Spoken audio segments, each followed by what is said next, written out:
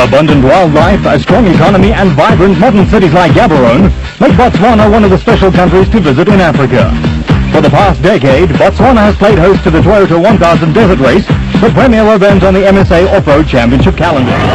Mahaneni and Hutchinson were on their customary charge in the immaculately prepared Hellman Logistics Jimco and were lying in 8th place overall.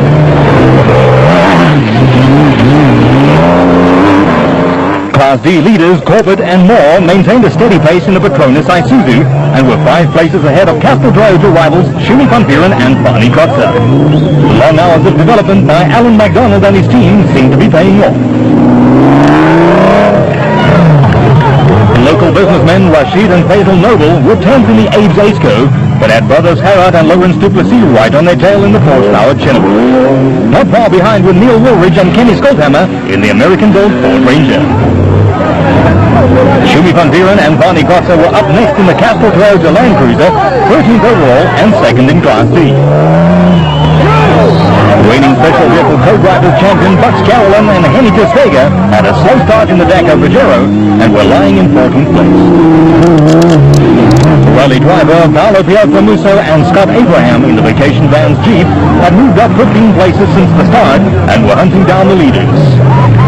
On board with Carolyn and Testega in the Pajero as they passed the Nissan of Podler and Leek. Then Noble in the Aceco, followed by a near miss with Corbett and a wrong slot.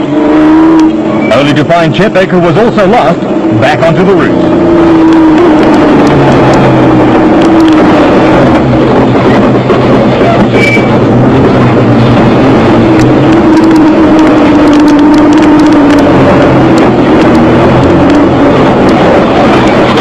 Only to come across Noble, who was also lost.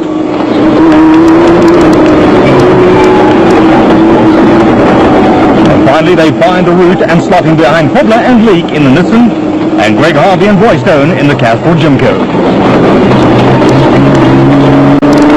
The Designated Service Point, or DSP as it is commonly known in off-road racing.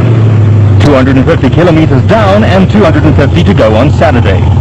For the first time in local off-road racing, competitors had a compulsory 15-minute stop before entering the DSP. First to arrive was Woolridge, followed by de Villiers. Chepek was the leading special vehicle, and Van Buren had moved ahead of the Isuzu on the road. I wasn't that much in favour of it. We'll see after today how it works. It turns a bit of a marathon event into a bit of a sprint event because you get here and you can have a good look over the car and relax and take your time. So, I don't know, but let's see how it works, you know. Let's see how it goes. Corbett and Moore were next to arrive in the Petronas Isuzu. It was very tight the last 80 k's, and I think some of the oaks maybe have wrong slotted a bit to get back here.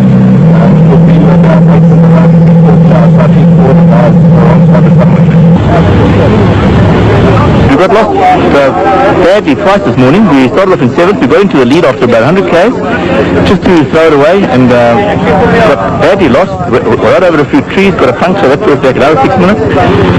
We caught up again, we're in front now, but I think some of the other guys have lost again, so it's the marking is a bit of a story. Woolridge and Skolthammer entered the service area, and the technicians set about refueling the V8-powered Ford Ranger. A new breather system meant that refueling problems encountered on the Nissan Sugarbound 400 were now a thing of the past. De Villiers and Jordan were next to arrive in the Nissan Hardbody. Woolridge wasted no time in getting back in the race and the lead. We battled terrible to find the right and we were leading. And luckily for the other blokes, our marks got them to drive on the right route. But in a couple of places, the local put the markers, the green markers across the road. And when we were at the last, we turned around twice. Go and look for places. We must have lost about 5 minutes. But we're here, second though, so it's a quarter way through. Hannes Wobbler had experienced an eventful morning. The markers, they moved the markers, so it got lost. They had 2 flat wheels, so lost a bit of time, but the other guys not too far ahead, so it's fine. Much activity in the pits as Corbett and Wobbler left together. Corbett didn't back off and gained an advantage over Wobbler. Cheeky. Early this morning we had a puncture, got back to 20th and trying to drive as hard as we can just to get back to place. That's about it. Now the fuel seems to be a problem. It's not filling into the tank. So we'll wait and see what happens and put the place on the game. Makahaneni and Hutchinson gained a place or two, but it was Paolo Biancamuso who had made up the most places after starting 35th. Jeeps holding together, and we come from 35th to 10th now. So we hope that this next loop suits us better. It's more open. Maybe we can reel in some another couple of positions. Leading Class E were Kasi Kutia and Aki Farid. We're quite surprised to be in the lead in Class E, and yes, it's only 25% we did this morning, so there's another 75% left, so I'm looking forward to do it. Nielsen Carla Eriksson left the DSP, while Barberstan 500 organizer Yanni Fisser attended to the second place Class E Toyota Hilux. Class B leader Phil Nell stopped for a brief check, while in the Ford pit, the third place Class E Ford Ranger Manfred Schroeder and Jack Peckham was receiving attention. Kurt Mulder and Willie Jordan survived the tight first loop, but not their large Chevrolet. Jens Busch caused much panel damage and shattered both wing mirrors, but an ingenious solution was found. Last year's Toyota 1000 winners, Neil Woolridge and Kenny Skolthammer had a dust-free run at the head of the field. These visuals clearly illustrate how narrow and tight the route was.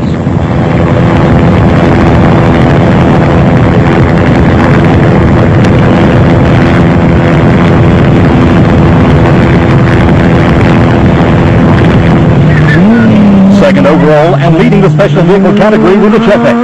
Another fine, calculated performance from the father and son team. Neil de Villiers is a newcomer to off-road racing and seemed to be reveling in the conditions. Unfortunately, he'll be forced to retire the Nissan soon after this with a broken CV joint. Production Vehicle Championship leader Shumi van Vieren had overtaken Corvette and was fourth on the road. The Castrol Toyota Land Cruiser has been ultra-reliable and able to maintain a rapid pace throughout the season. Bucks Carolyn and Henny Testiga were on a charge in the Pajero and had moved up to third overall on corrected time.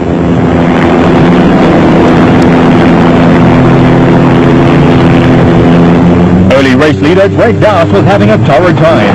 Getting lost and a loose coil wire did not help his cause at all. Mark Corbett and Juan Moore in the Petronas Isuzu were fighting to regain the Class D lead. Also fighting back after two punctures and a broken CV joint were Hobler and Leak in the Nissan hardbody. Harrod and Lawrence Duplessis were running consistently in the top 10 in the horse-powered Genoa. Pitt Haasbrook and Christoph Bosch had moved into second place in Class D on corrected time, but were being chased hard by Hein Hobler and Harald Prinsloo in the Class D Nissan, who seemed a little out of shape trying to stay ahead of Piazza Musso in the Jeep. Lichtenberg 400 winners Cliff Barker and Malcolm Hubert were fighting their way back into the top 10 after picking up two punches earlier in the day. Still leading Class E were Kasi Kutsia and Aki Farid in the Castrol Toyota Condor that has developed and built the Toyota's assembly plant in Durban. Mr. Consistency, Phil Nell did not seem any worse for wear and was comfortably ahead in Class B. The Botswana bush had been transformed into a temporary town, and the overnight stop was a welcome sight for crews after a long, tough day at the wheel. First across the line with the Chefex in the V-Motors Chenoweth, followed by Hannes Hobler and Richard Leak in the Nissan, and Bucks Carolyn and Henny Testiga in the Pajero. Right behind them were Shamir Bariawa and driver Zahir Badania in the Cornbake Foods Jimco. But where was early race leader Woolridge? Carolyn left the final control in third place on the road, with Bariawa fourth and right behind them in fifth place Atang Makakaneni and Evan Hutchinson.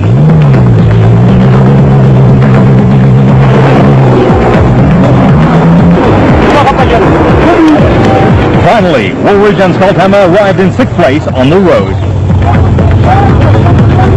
Corbett and Moore had regained the Class D lead, with Van Vieren and Kotzer relegated to third on corrected time. While crews took a well-earned rest, the technicians set to work repairing the vehicles. All seemed fine in the Nissan camp, while in the Mitsubishi pit, the service crew, under the supervision of Frenchman Jean-Louis André, gave the Pajero the once-over. Problems for Steve Weichelt and J.J. Kelly. A high-speed roll damaged the body of their N1 4x4 Pajero extensively, but they would be able to continue the next day. We'll see. We're going to try in any case to stay ahead. I don't want to eat dust again. But we're going to try and stay ahead tomorrow and see if we can't win and maybe catch a special vehicle that's ahead of us. Tomorrow will be a lot more open, so we'll stay on the pace and we'll try and find out how far the opposition's behind us, so we're not going to go flat out and try and break the car. We'll try and clear to the finish line. The top 10 on corrected time. The Chepex lead the special vehicle category in the V-Motors Chenoweth, and Hannes Fobler and Richard Leaf lead the production vehicle category in the Nissan Hardbody.